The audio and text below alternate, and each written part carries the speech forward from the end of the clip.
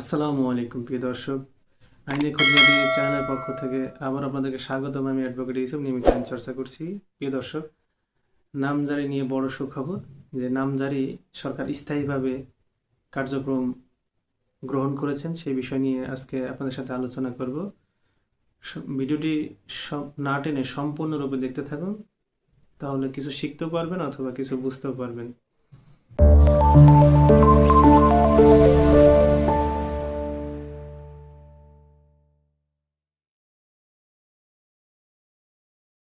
প্রিয় দর্শক, আপনারা জানেন নভেম্বর মাস থেকে বা তারও আগের থেকে নামজারি কার্যক্রম বন্ধ থাকার কারণে আমরা যে গ্রাহকরা আছি তারা বিভিন্ন সময় বিভিন্ন বিড়ম্বনায় পড়তে হয়েছে অথবা হয়রানির শিকার হতে হয়েছে। কারণ যাদের অতি দ্রুত টাকার প্রয়োজন হয়, সেক্ষেত্রে কিন্তু বড় টাকার বা মোটা অঙ্কের টাকার প্রয়োজন হয়, তখন কিন্তু আমরা সম্পত্তি বিক্রির জন্য একটি পদক্ষেপ গ্রহণ করি। কিন্তু বেশ কিছুদিন যাবৎ সার্ভার বন্ধ থাকার কারণে আমরা নামজারি করতে পারছি না। সরকার এই সার্ভার আপগ্রেড করতেছে। যেহেতু আমরা জানি 5 আগস্টে নতুন সরকার, তত্ত্বাবধায়ক সরকার গঠন হওয়ার পরেই কিন্তু এই বিষয়টি নিয়ে সরকার কাজ করতেছেন। এই জন্যই কিন্তু নামজারি অথবা খাজনা যেই ভূমি উন্নয়ন কর পরিশোধ, এটি গ্রাহকরা পরিশোধ করতে পারছেন না বা নামজারি করতে পারছেন না।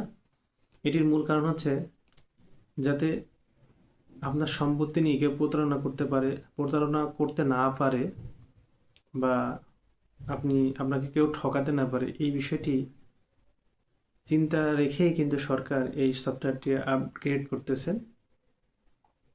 কারণ এটি এখন বর্তমানে যে ম্যানুয়ালি আপনাকে আগে নামজারি অথবা ভূমি উন্নয়ন কর হাতে লিখে প্রদান করত, সেটি বর্তমানে থাকবে না। এটি সম্পূর্ণরূপে পরিবর্তন হবে, অনলাইন সিস্টেম হবে। আপনি নামজারি করবেন অনলাইনে, খাজনাও দিবেন অনলাইনে, অনলাইন কপি সংগ্রহ করবেন।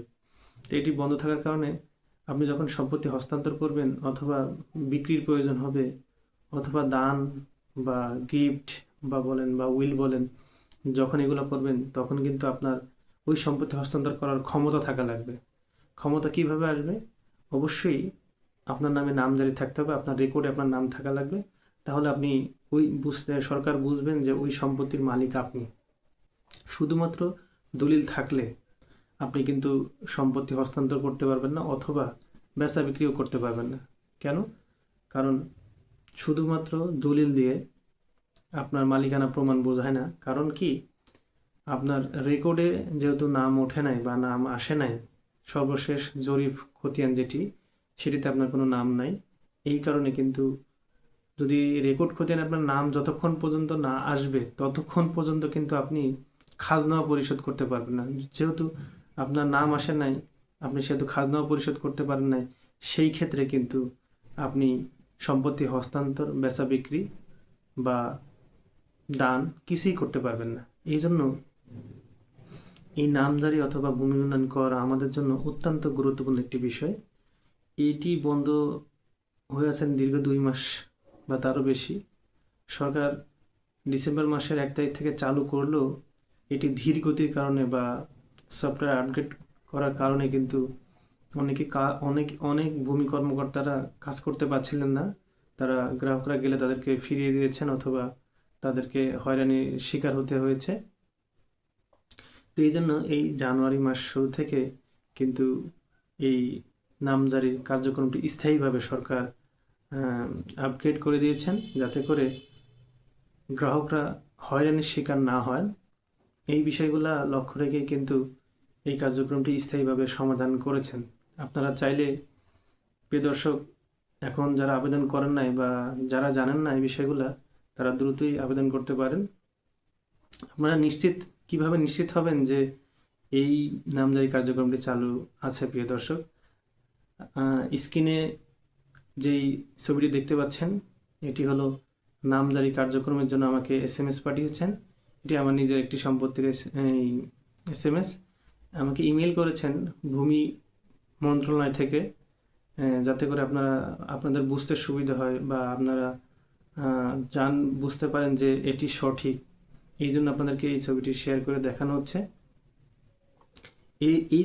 এই ধারাবাহিকতা বজায় রেখে কিন্তু আপনারা আপনাদের সম্পত্তির নামজারি, ভূমি উন্নয়ন কর অথবা যেসব কার্যক্রম আছে সেটি গ্রহণ করতে পারবেন। সাবকাবলা দলিল করার জন্য কিন্তু আপনি অগ্রসর হতে পারেন।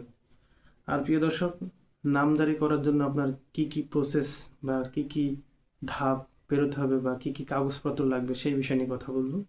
প্রিয় দর্শক, নামজারি করতে হলে অবশ্যই আপনার ভোটার আইডি কার্ড, তারপরে আপনার ছবি, আপনার মোবাইল নাম্বার, আর যেই সম্পত্তির নামজারি করবেন সেই সম্পত্তির সংশ্লিষ্ট কাগজ, যেমন হলো আপনার SACS, RS এবং BRS এবং সিটি খতিয়ান, এটি ঢাকার মধ্যে যাদের আছে তারা এগুলা আবেদনের সাথে সংযুক্ত করে দিবেন।